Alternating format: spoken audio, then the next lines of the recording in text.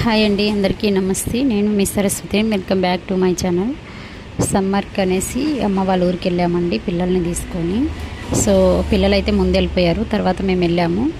సమ్మర్లో మ్యాంగోస్ తినకపోతే ఎలా ఉంటుంది చెప్పండి. అవి సిటీస్లో కానీ టౌన్లో కానీ ఎక్కడ చూసినా మామిడికాయలు, మ్యాంగోస్ చాలా పుల్లగా ఉంటున్నాయి. పండిన మామిడికాయలైనా కానీ మందు పెట్టి మోగబెడతారు. సో అలా కాకుండా మాకైతే మా ఊరి దగ్గర తోటలు ఉన్నాయండి. తోటలో అమ్ముతారనమాట.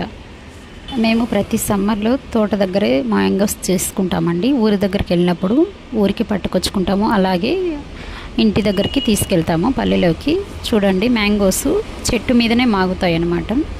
మా పిల్లలందరూ తోటలోకి వెళ్ళి చాలా బాగా, అసలు తోటలో వాళ్ళు కూడా వెళ్ళండి అని చెప్పారు. సో అలా ఆడుకుంటూ కొన్ని పిక్స్ అయితే తీసుకున్నారు. ఇవి ఇక్కడ చెట్టు మీద పండిన పండ్లు అయితే చాలా తీయగా ఉన్నాయండి. నిజంగా చెప్పాలంటే వీళ్ళు మందేసి మాగబెట్టారు అనమాట. మేము రియల్గా చూసాం కాబట్టి చెప్తున్నాము. చాలా కిలోస్ తీసుకున్నామండి, ఎక్కువగానే అందరం తీసుకున్నాము. సో అలాగే ఊరికి వస్తూ కూడా తీసుకొచ్చుకున్నాము. మా పిల్లలు అయితే తోటంతా తిరిగి ఫొటోస్ అవి తీసుకొని చాలా బాగా ఎంజాయ్ చేశారు.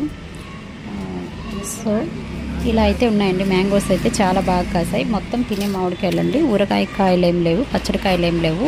కూడా ఇలానే సమ్మర్ వెకేషన్ అవుతుంటే లైక్ చేసి, షేర్ చేసి, కామెంట్ చేయడం మాత్రం మర్చిపోవద్దండి. మా సమ్మర్ అయితే కానీ ఇలానే సాగుతుంది.